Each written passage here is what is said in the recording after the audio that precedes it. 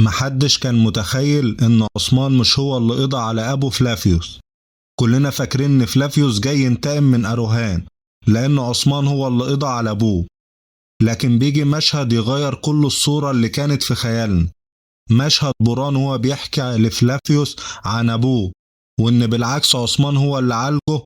وساعتها ساروز قاطع كلام بوران وكأنه بيدار على الحقيقة. هل ساروز هو اللي قضى على ابو فلافيوس؟